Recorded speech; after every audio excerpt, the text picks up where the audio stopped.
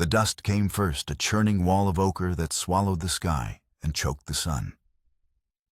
It descended upon the town of redemption, not as weather, but as an omen. Horses whinnied in their stalls, their fear a palpable tremor in the air.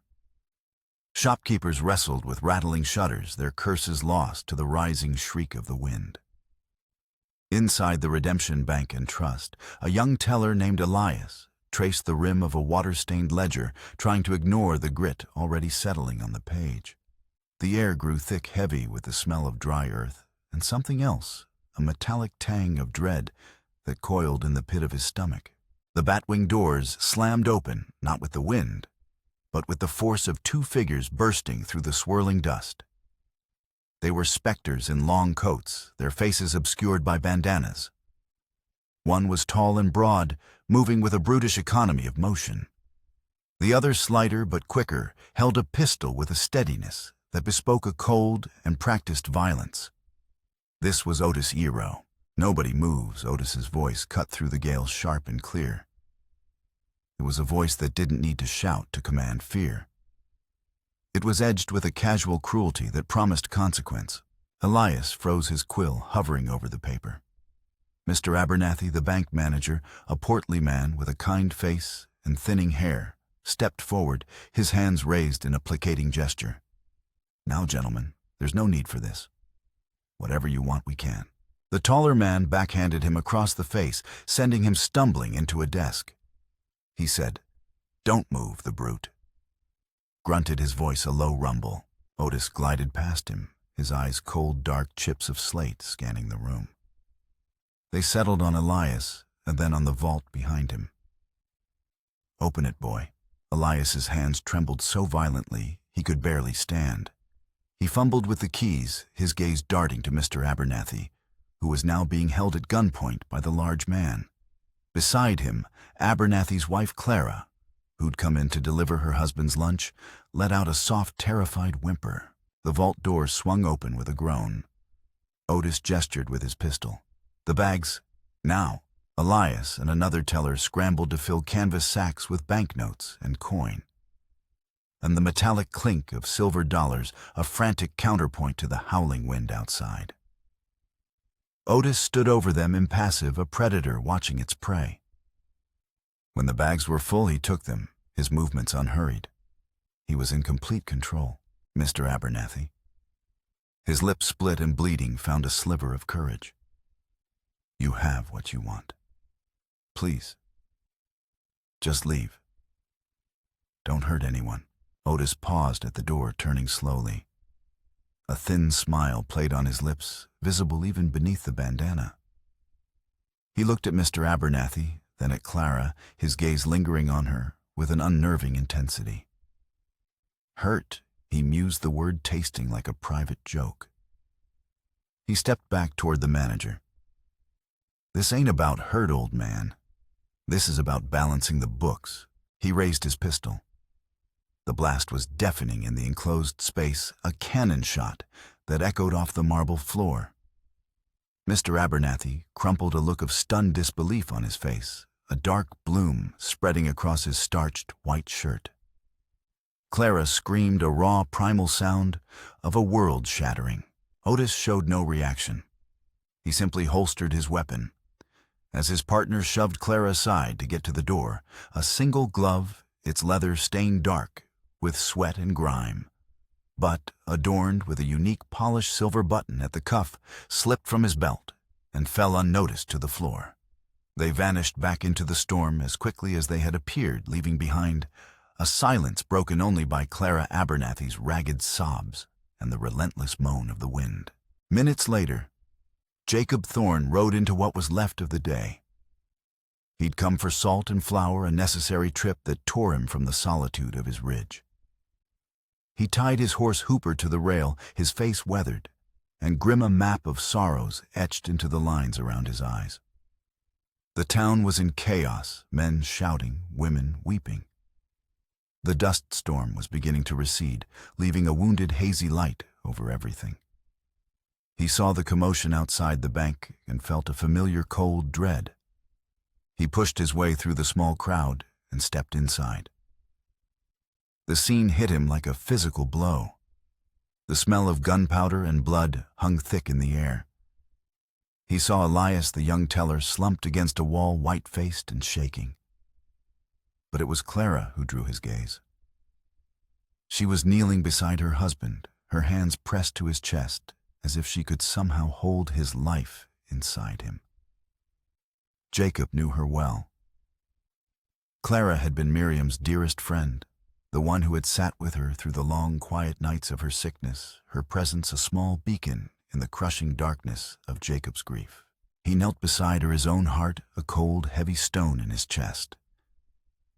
He didn't offer empty words of comfort. There were none. He simply took her hand, his rough, calloused fingers wrapping around hers. She looked up at him, her eyes hollowed out by a grief so profound it had no sound. He just... She whispered, her voice breaking. "I know," Jacob said, his own voice thick with an old familiar ache. As the town doctor finally pushed through the doors, Jacob's gaze fell upon the floor near the entrance. A single leather glove lay half hidden by an overturned stool. He picked it up. It was a simple thing, but the silver button at the cuff, shaped like a coiled serpent, was distinctive. He closed his fist around it, the cold metal pressing into his palm. This wasn't just a robbery. It was a desecration. And for the first time in years, the embers of a cold, righteous anger began to glow in the hollowed-out chambers of Jacob Thorne's heart. He didn't know who the glove belonged to, but he knew this: he would find the man who wore it. He would find him, and he would deliver a justice that redemption's ledgers could never account for. The ridge was Jacob's sanctuary, a place where the silence was so complete it had a sound of its own. It was the whisper of wind moaning through the skeletal pines like a congregation of ghosts, the distant cry of a hawk carving circles in an endless blue sky, the gentle sigh of snow settling on the eaves of his cabin. He had built this life of isolation, brick by brick, timber by timber, after Miriam was gone. After their two small graves were settled on the hill overlooking the valley, he had turned his back on the world of men and its flimsy promises. His cabin was not a home. It was a fortress against memory. Every timber was hewn with the purpose of forgetting every stone in the hearth laid to ward off the chill of loneliness. The sun bled across the horizon each evening, painting the snow-capped peaks in shades of rose and violet. But Jacob rarely noticed the beauty. To him, it was just another day, surrendering to the inevitable dark. His life was a metronome of survival: chop wood, tend the horses, check the snares, read from his worn Bible, its pages filled more with his own quiet grief than with the word of God. He was a recluse, but the town's word for it didn't capture the depth of his retreat. It wasn't a choice born of misanthropy, but of a pain so vast it required its own geography. Here, on this lonely spine of rock and timber, he could breathe. The grief for Miriam was a constant companion, a quiet weight in his chest. The loss of their children, a son to fever and a daughter to the womb, was a wound that had never closed, a raw, aching void he could not bear to look at directly. So he looked at the mountains instead, at the unyielding stone and the ancient trees that had learned to endure. The days after the bank robbery were different. The quiet of the ridge now felt less like peace and more like a held breath. The silver-buttoned glove sat on his mantelpiece, a stark and ugly reminder of the violence that churned in the world below. It was a piece of another man's sin, and its presence in his sanctuary felt like a profanation. He found himself looking down the trail more often, his hand resting on the axe by the door. He wasn't afraid. Fear had been burned out of him long ago.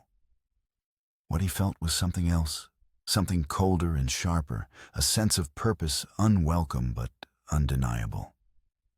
The world he had abandoned was bleeding into his own, and the blood was that of a friend. It was in this state of disquiet that he heard it, the knock. It came just after sundown, 3 slow taps that barely rose above the hiss of wind curling around the cabin. The horses didn't stir. The fire inside popped once, then fell quiet again. He glanced up from his worn chair, fingers stilling over the Bible spread open in his lap. He waited a moment, unsure if he'd imagined it. Then it came again, 3 more knocks, not frantic, not loud, just tired. Exhausted. He rose joint stiff from a day's work and crossed the cabin to the door. Folks didn't come up Jacob's Ridge unless they meant to, and even then most turned back. He unlatched the heavy bar and swung the door open. There she stood, a little girl no older than 9, her eyes too wide for a face so small, her hair tangled beneath a sun-faded bonnet. Her coat hung off her like it had belonged to someone much bigger, once perhaps her father, perhaps no one. In her arms, bundled in fraying cloth and barely the size of a feed sack, was a baby. The infant's face was red with cold, his breathing shallow and uneven. The girl blinked up at him, lips trembling from more than just the chill. Her voice was a hoarse whisper, a sound scraped raw from a place of deep desperation, yet underneath it, Jacob heard an undercurrent of fierce, unbreakable determination. "Please," she rasped the word, a small, desperate prayer. "Don't send me back. Don't send me back to him." Jacob stared, the words drying up in his throat. He had expected a lost hunter, maybe a prospector. He had not expected this. A child carrying another child, a refugee from a war he couldn't see. He looked into her eyes and saw not just fear, but the ghost of a resolve that had carried her miles through unforgiving country.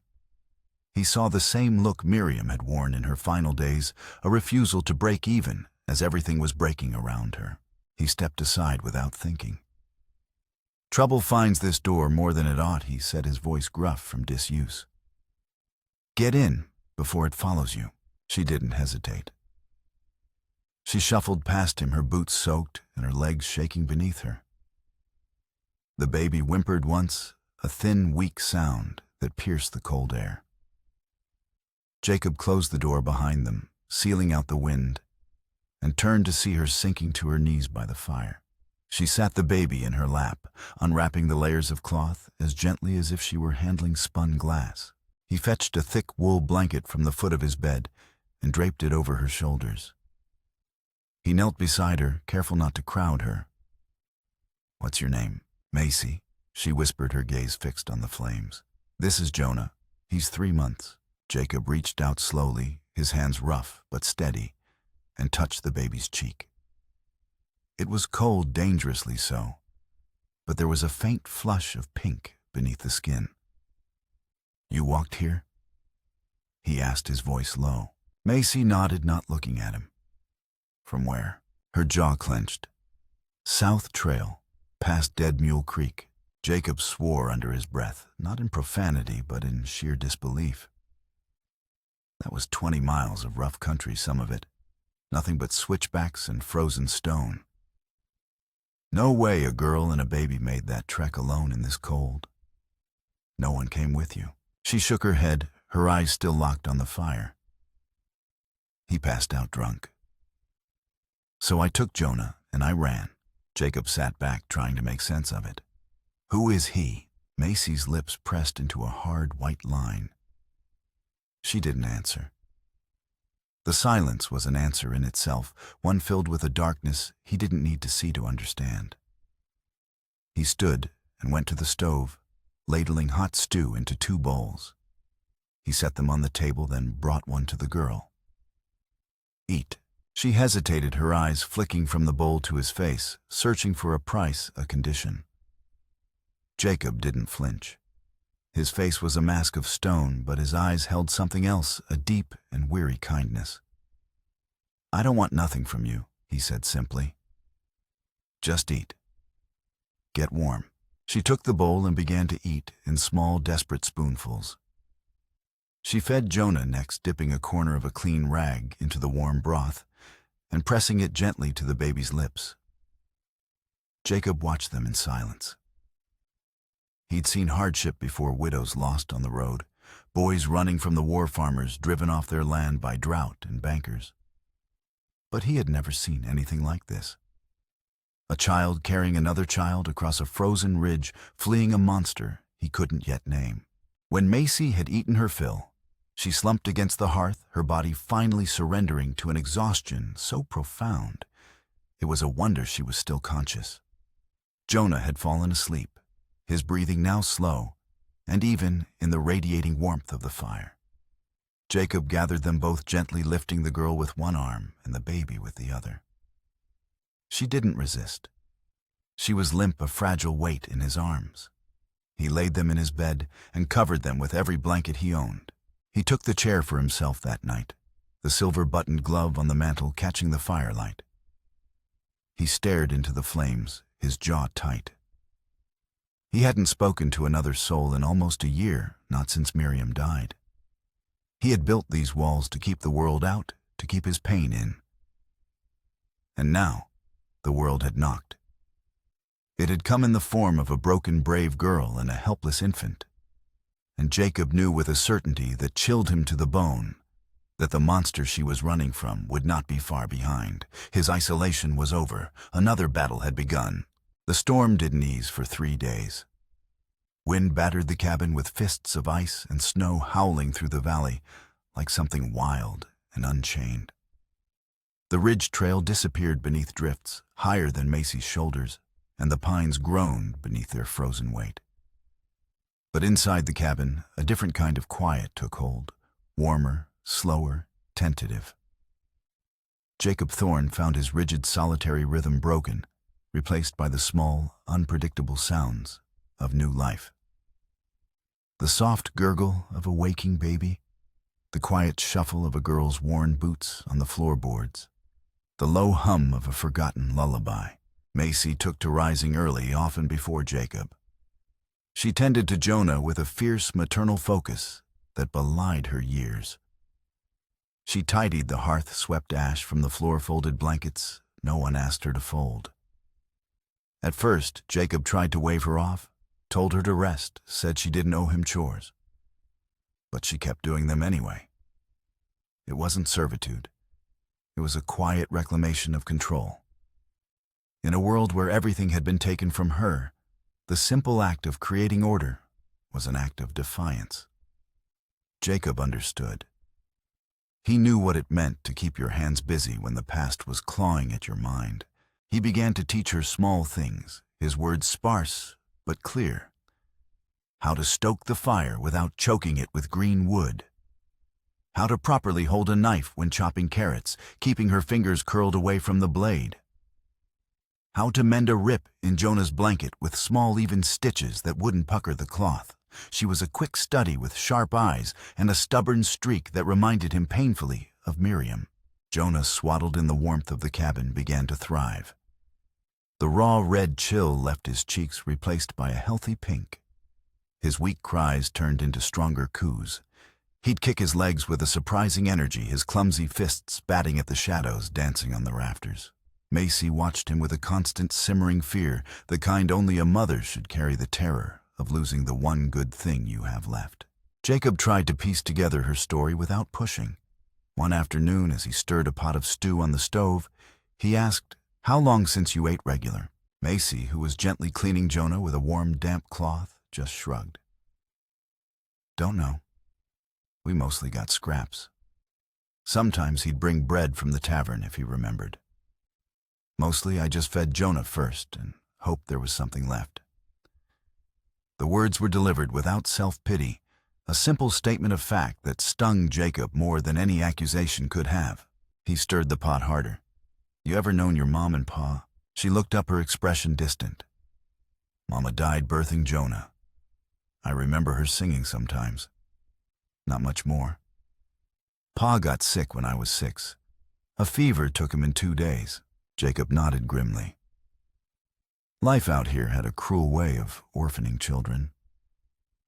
"Then who took you in?" Macy's jaw tensed. Name was Otis Yarrow. Said he was a cousin on Mama's side. Showed up with papers. Folks in town believed him. The preacher, too. Said it was the Lord's will someone stepped up. Jacob's knuckles whitened as he gripped the spoon. The name meant nothing to him yet.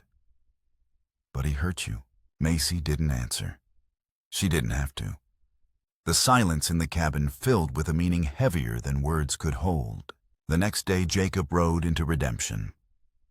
He left Macy with clear instructions: lock the door behind him, answer for no one, and keep the rifle nearby. She didn't argue. The town was still reeling from the robbery. A notice was nailed to the sheriff's door, offering a reward for information. Jacob bypassed the crowd at the general store and went straight to the sheriff's office. Sheriff Darrell Clay looked up from a stack of papers, his eyes narrowing. "Well, I'll be." Jacob Thorne riding into town like the dead done walked. "Need a word, Darrell," Jacob grunted, closing the door behind him. "You ain't one for words these days," the sheriff observed, leaning back in his chair.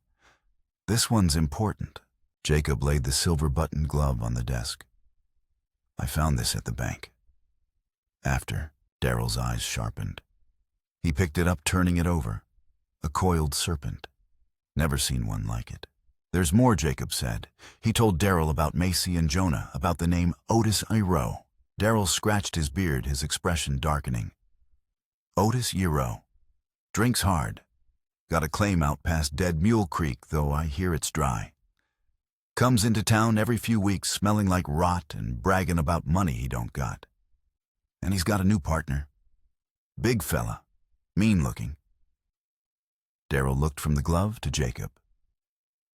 "You think Iro was one of them?" "A man who abuses a child is capable of anything," Jacob said flatly. "You seen bruises on that girl, Darrell." The sheriff looked away, his silence a confession. "Not sure what I believe anymore, Jacob." He showed papers. "The preacher said a prayer over it. We just figured it was God's will." "God's will has nothing to do with this," Jacob said, his voice low and dangerous. He turned to leave. Jacob, Darrell called after him. "If you're planning something." "I'm not planning," Jacob set his hand on the door. "I'm preparing." He rode back faster than he came. The clouds had thickened and a cold sleet began to fall. He didn't like being away from the cabin, not with what he now suspected. A cruel man with a new violent partner. A man who was likely one of the bank robbers. A killer. Macy wasn't just running from a drunk. She was running from a man who had murdered in cold blood. As he crested the final ridge, a prickle of unease ran down his spine. The cabin light was burning a welcome beacon in the growing dusk. But something was wrong. On the porch, placed neatly on the top step, was a small, crudely made corn-husk doll. It was one of Macy's one he had seen her carrying when she first arrived, a tattered remnant of her past. She had discarded it in the woodbox a few days ago. He dismounted, his heart pounding a slow, heavy rhythm against his ribs. He approached the porch cautiously. The doll wasn't just placed there. A single dark feather was pinned through its chest with a sharpened twig. It was a message. "I was here. I can get this close. I am watching." He burst into the cabin, rifle drawn. Macy was huddled by the fire, Jonah clutched tightly to her chest, her face as white as the snow outside. She looked up, her eyes wide with terror. "He was here," she whispered, her voice trembling. "I heard him, whistling, outside the window." Jacob crossed the room and barred the door, his jaw set like granite. This was no longer just about protecting a child. It was about standing against a darkness that had followed her up his mountain and now threatened to consume them all. Otis Iro wasn't just hunting them, he was toying with them. And Jacob Thorne knew with a cold and final certainty that this cabin would either be their sanctuary or their tomb. The storm broke on the fifth night, a violent squall of wind and freezing rain that lashed the cabin, rattling the windows in their frames. It was the kind of night that felt like a shroud, thick and suffocating. Inside, the only sounds were the crackle of the fire and the soft sleeping breaths of Jonah in his cradle. Jacob sat in his chair, shotgun across his knees, watching the darkness. Macy was asleep on a pallet near the hearth, but her rest was fitful, punctuated by small whimpers. The doll with the feather in its chest sat on the mantel, a silent, grim sentinel. The attack came without warning. Not a knock, not a shout, but the sudden, violent shattering of the back window. Glass exploded inward, and a large figure vaulted through the opening. It was the brute from the bank, a hulking man with a face like a slab of raw meat. He moved with surprising speed, a long knife glinting in the firelight. Jacob was already moving, bringing the shotgun to bear. The blast roared through the small cabin, a deafening concussion of sound and fury. The man grunted, stumbling back, as pellets tore into his shoulder and arm, but he didn't go down. He was driven by a savage, desperate energy. From the front, the door splintered under the impact of a heavy boot. Otis Yero burst in his face, a mask of rage, a pistol in his hand. "Thorn," he snarled. Macy screamed, scrambling to shield Jonah's cradle with her own body. The big man lunged at Jacob, ignoring his wounds. Jacob sidestepped, bringing the butt of the shotgun around in a vicious arc that connected with the man's temple. The brute staggered, a dazed look in his eyes, before collapsing to the floor. But the distraction was all Otis needed. He was on Jacob in an instant, the pistol leveled at his chest. Jacob reacted on pure instinct, grabbing Otis's wrist and forcing the barrel upward. The gun fired the bullet, burying itself in the rafters overhead. They grappled, two men locked in a desperate struggle, overturning the table, sending bowls and books scattering. Otis was wiry and strong, fueled by a venomous hatred that gave him an almost inhuman strength. "You should have stayed out of it." Otis spat his face inches from Jacob's. "You should have let me have what was mine." He broke free, scrambling for the fallen knife. Jacob kicked it away, and Otis came up empty-handed.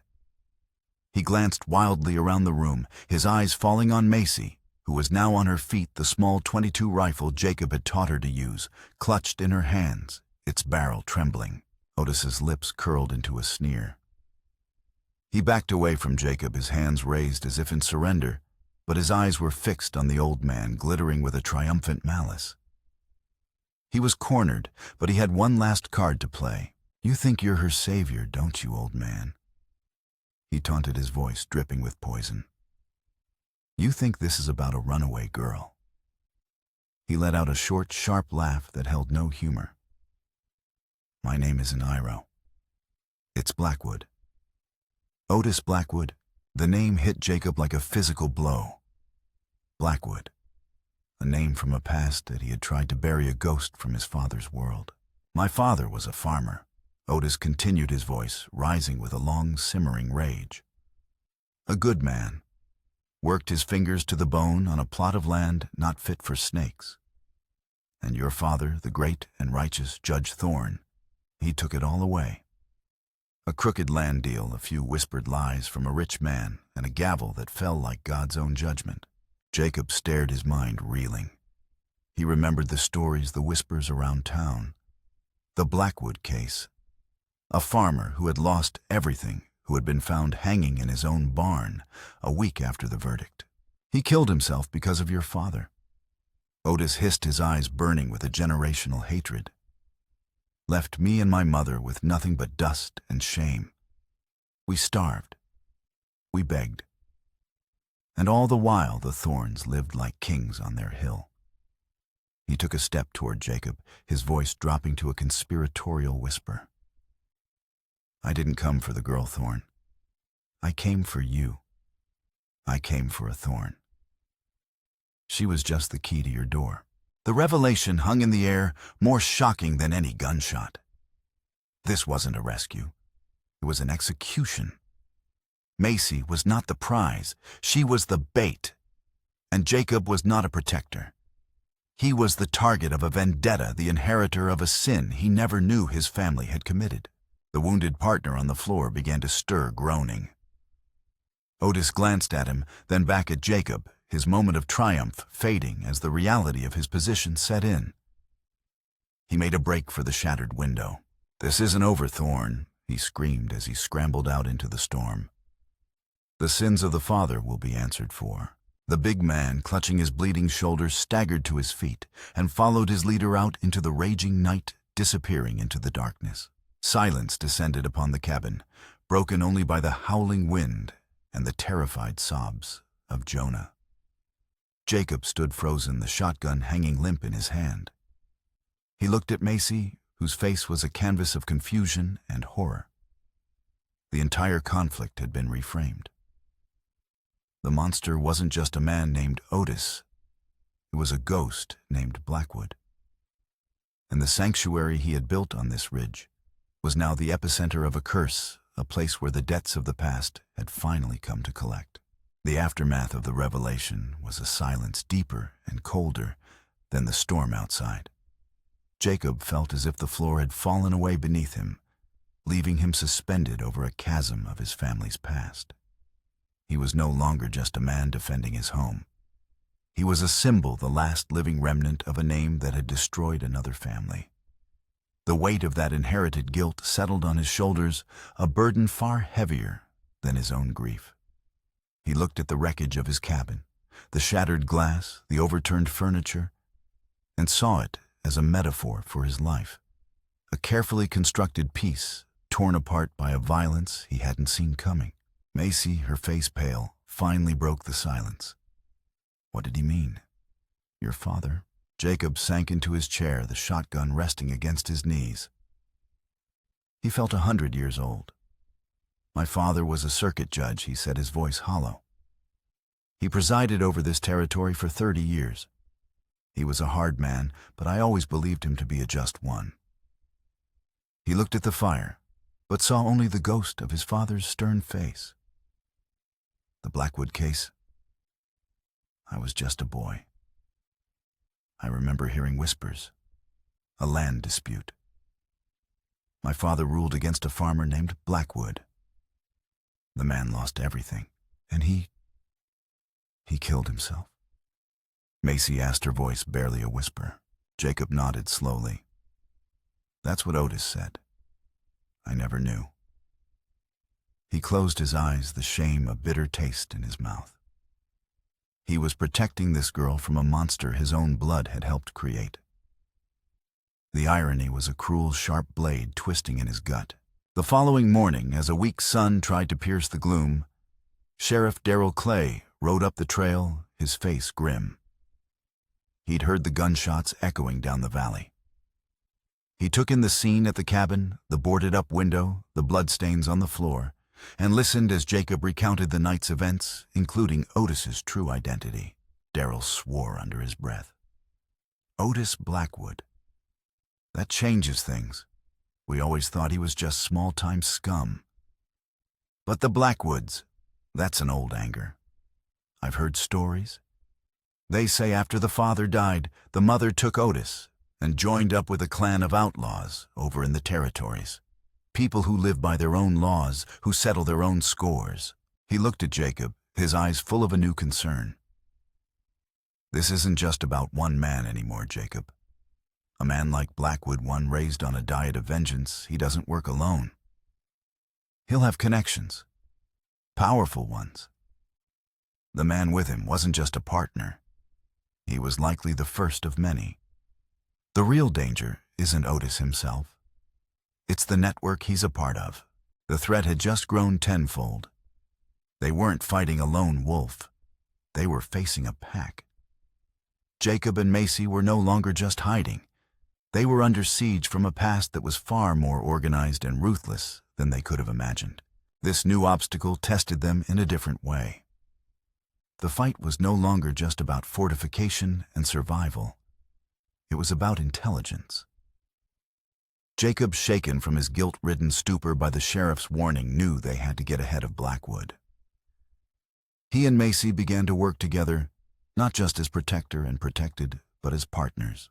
He taught her more than just how to shoot.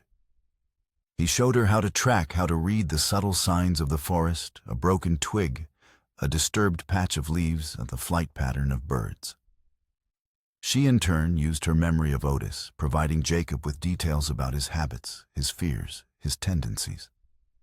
She remembered overhearing him talk about a meeting place, a hidden canyon known as the Devil's Jaw, to the east. She recalled him mentioning an uncle of hers, her mother's brother, a weak-willed man named Elias Vance, who had fallen on hard times and had always been easily swayed. Otis said he was going to find Uncle Elias. Macy recalled her brow furrowed in concentration. Said he could be useful. The pieces began to fit together. Blackwood wasn't just hiring muscle. He was exploiting the vulnerable, turning family against family. The psychological dread intensified. Every shadow seemed to hold a threat. Every gust of wind sounded like a footstep. Jacob found a new set of tracks near the stream one morning, too deliberate for a hunter, too fresh to be old. He and Macy worked to turn the cabin into a veritable fortress, digging a shallow trench along the northern approach and reinforcing the cellar door with iron from the old forge. Their shared purpose forged a new bond between them. In the quiet evenings, as they cleaned their weapons by the fire, they would talk. Jacob, for the first time in years, spoke of Miriam, of their lost children, of the man he used to be, before grief had hollowed him out. Macy, in turn, spoke of her mother, of the songs she used to sing, and the quiet strength she had possessed. They were two broken people, haunted by different pasts, who were now finding a strange and powerful solace in their shared, dangerous present. One afternoon, as Jacob was teaching Macy how to set a tripwire snare, she paused, looking up at him with an intensity that startled him. "This is my fault," she said quietly. "He used me to get to you. If I hadn't come here..." Jacob stopped her, his hand resting gently on her shoulder. "No," he said, his voice firm. "This started long before you were born. You didn't lead him to my door, Macy. You gave me a reason to finally stand up and fight the ghosts that were already here." In that moment, the dynamic between them shifted forever. He wasn't just saving her anymore. In a way, she was saving him, pulling him back into the world of the living, forcing him to confront not just the enemy outside, but the dormant specters of his own family's history. They were no longer just a man and a girl. They were a garrison of two preparing for a final desperate battle against the sins of the father. The blizzard arrived like a white ghost, silent at first, then with a gathering fury that scoured the ridge and erased the world. Snow fell not in flakes, but in a solid, blinding sheet driven by a wind that screamed like a banshee. It was the perfect cover for an attack. Jacob knew they were coming. He could feel it in the unnatural stillness that preceded the storm, a quiet that was not peace, but coiled tension. The siege began just after dusk. The first shot came from the trees, shattering the uneasy calm and punching a hole through the cabin's main window. Jacob shoved Macy and Jonah toward the reinforced cellar. "Stay down, no matter what you hear."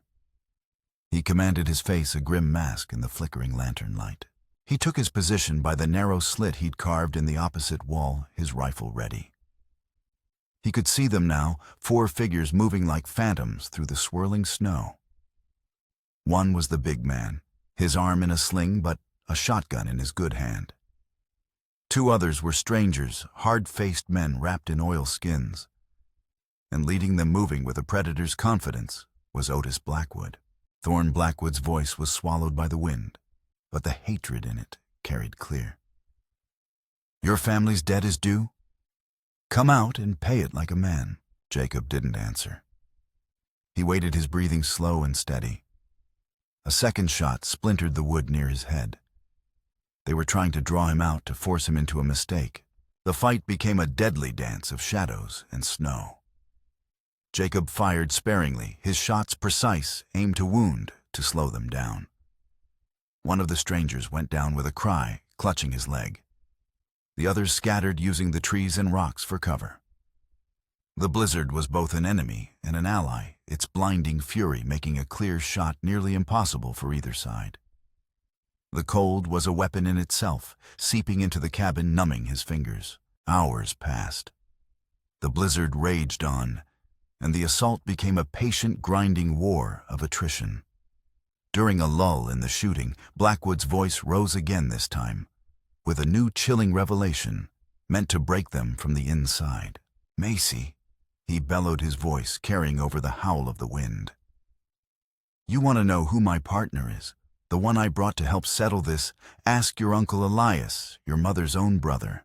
In the cellar, Macy gasped, her hand flying to her mouth. The wounded man from the first attack, the brute who had bled on Jacob's floor. It couldn't be. He told me everything. Girl Blackwood's taunt was a poisoned arrow. Told me how weak your mother was, how she should have left your pa for a man with real money.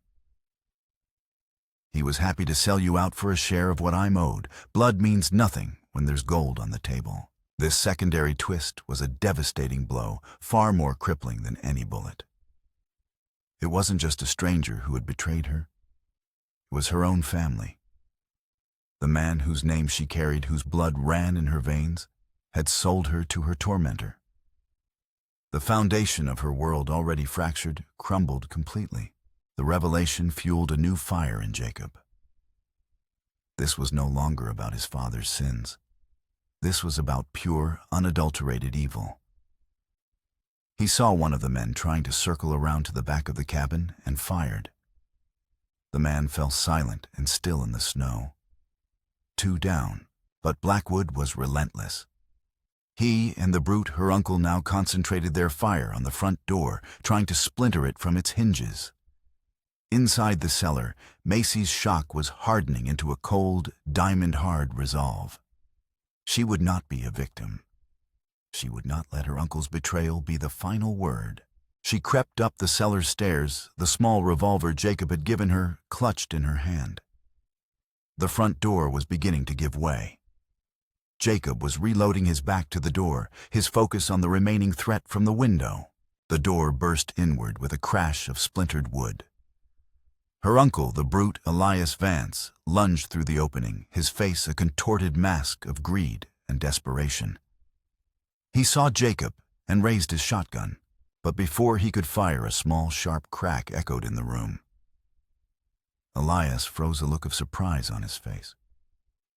He looked down at his leg where a dark stain was spreading on his trousers. He looked up and saw Macy standing at the top of the cellar stairs, revolver held steady in both hands, smoke curling from the barrel. Enraged, Blackwood stormed in behind him, pistol raised. He fired at Jacob, but his aim was wild in his fury. Jacob returned fire, his bullet grazing Blackwood's side, making him cry out in pain. The standoff was now inside the cabin, a claustrophobic life-or-death struggle amidst the swirling snow and smoke. Blackwood, wounded and cornered, grabbed Macy, pulling her in front of him as a shield. "Drop it, Thorne, or the girl dies." He snarled, pressing the gun to her head. Jacob froze, his rifle useless. But Macy didn't panic. She looked at Jacob, her eyes clear and fierce. Then, using the cunning he had taught her, she did the unexpected. She stomped down hard on Blackwood's instep with the heel of her boot. He roared in pain, his grip loosening for a fraction of a second. It was all she needed. She drove her elbow back into his wounded side. Blackwood howled, stumbling back, his aim thrown off. In that instant, Jacob had to make his choice. It wasn't about vengeance for his father's sin or justice for a dead farmer. It was about protecting the future this new family forged in the fire. He fired. The shot was clean. Otis Blackwood collapsed to the floor, the generational curse finally and fatally broken. Her uncle Elias lay groaning on the floor, clutching his wounded leg. The blizzard raged outside, but inside the cabin, an exhausted, bloody, and profound silence fell. Macy rushed to Jonah's cradle, scooping him into her arms and holding him tight, burying her face in his blanket as tears of relief, grief, and fury finally came. Jacob stood over the body of Otis Blackwood, the rifle smoke mingling with the cold air, a man who had finally paid a debt that was never truly his to owe. As the first light of dawn broke, the blizzard began to recede, its fury spent. The world outside was transformed, buried under a pristine, silent blanket of white. The quiet was broken by the sound of approaching riders. Sheriff Darrell and a posse of 4 men, alerted by the prolonged gunfire, had fought their way up the ridge as soon as the storm showed signs of breaking. They found a scene of grim carnage. 2 bodies lay half buried in the snow outside. Inside the cabin was a wreck, and the body of Otis Blackwood lay still by the hearth.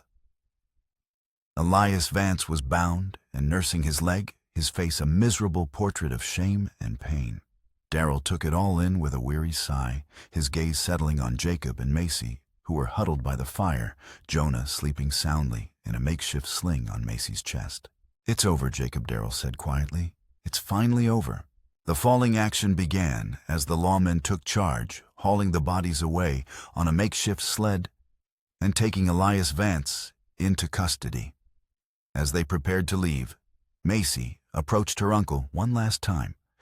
He wouldn't meet her eyes, his gaze fixed on the floorboards. "Why?" she asked, her voice not angry, just filled with a profound, aching sorrow. "He promised me a share," Elias mumbled. "Said it was Thorne family money, rightfully ours. Said we'd be rich." Macy looked at this broken, weak man who shared her blood and felt not hatred, but a deep and hollow pity. "You were already rich, Uncle Elias," she said softly. "You had family, and you sold it for nothing." She turned and walked away without another word, leaving him to the wreckage of his choices. After the posse departed, an exhausted quiet settled over the cabin once more. The physical threat was gone, but the emotional wreckage remained. Later that day, while cleaning up the debris, Jacob found something he hadn't seen in years. Tucked away in a dusty corner of the attic was an old leather-bound trunk belonging to his father. Inside, beneath folded judicial robes, was a journal. He sat by the fire, Macy quietly watching him, and began to read. He found the entry for the Blackwood trial. His father's neat, precise script detailed the legal arguments, the presentation of evidence. But at the end of the entry, the tone shifted. The script became more hurried, less certain. The law was satisfied today. His father had written, "But I am not. Blackwood was a proud, foolish man, but I saw no malice in him, only desperation. The plaintiff's claim was legally sound, yet it felt like a technicality, a rich man's trick of ink and paper. I fear I have sentenced a family not to poverty, but to despair. May God have mercy on my judgment, for I find little peace in it myself." A weight Jacob hadn't even realized he was carrying lifted from his soul. His father hadn't been a cold, unfeeling instrument of the law. He had been a man fallible and conflicted, who had been bound by a system that sometimes valued paper over people. The guilt he had felt was not for his father's sin, but for his father's sorrow. He closed the journal and felt a sense of peace, an understanding that transcended the violence of the past few days. The cycle of vengeance had been built on a lie, a son's misplaced rage for a father's private regret. He looked over at Macy, who was humming softly to Jonah. They had survived. They had faced the ghosts of two families and emerged from the storm scarred and weary, but whole. The cabin was damaged, their lives forever changed, but in the quiet aftermath, they began the slow, deliberate work of healing not just the walls of their home, but the foundations of their new family. Weeks passed, and spring finally arrived on the ridge, tentative at first, then with a confident rush of life. The snow melted, feeding the streams that now chattered and gurgled down the mountainside. The skeletal pines grew soft with new green needles, and the cold, hard ground softened, breathing forth the scent of damp earth and wildflowers.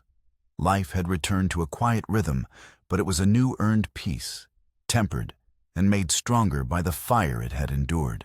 The cabin was slowly being put back together. Jacob had replaced the broken windows and patched the splintered door. Macy had scrubbed the floors clean of the last traces of violence and hung new curtains made from old flour sacks. Jonah, now teething and crawling, explored his small world with a boundless, innocent curiosity, his gurgling laughter the new music of the house.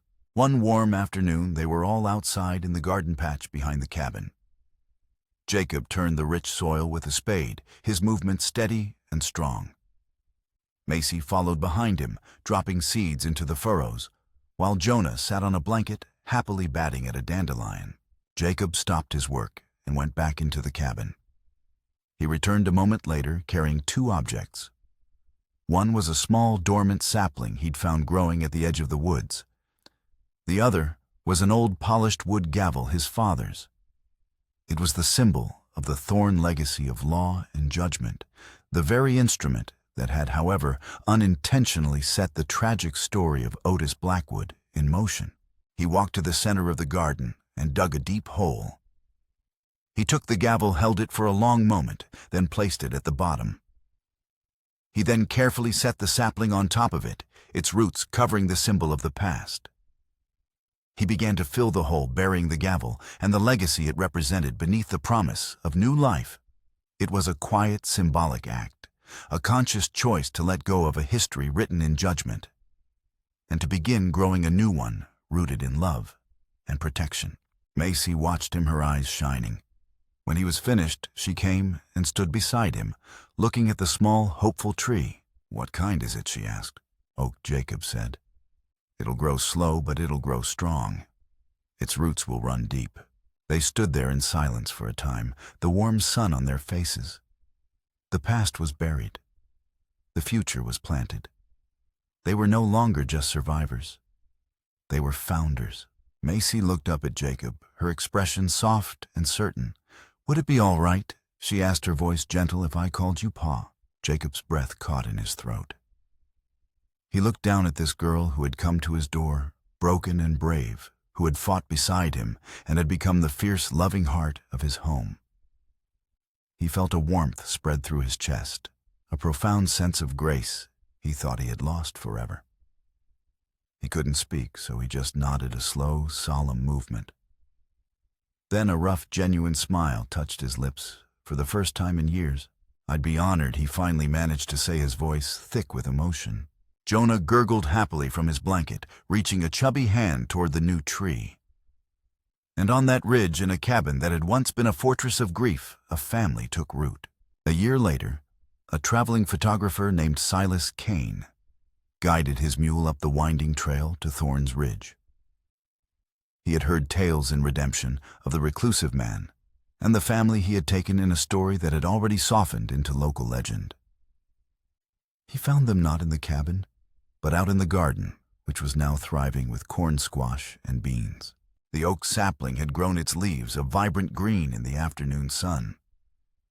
Jacob Thorn stood tall beside it, the harsh lines of grief on his face eased into a quiet strength. Macy, now a young woman, radiated a calm confidence that sat beautifully on her. She held the hand of Jonah, a healthy, smiling toddler who was chasing a butterfly with uncoordinated steps. Silas set up his cumbersome equipment, and after some gentle persuasion, he arranged them for a formal portrait. Jacob stood in the center, a protective hand on Jonah's shoulder. Macy stood beside him, her head held high, a small, knowing smile on her lips. They were not a picture of perfect, unblemished joy, but something far more powerful, a portrait of survival, of resilience, of a family forged not by blood, but by the unbreakable bonds of love and loyalty.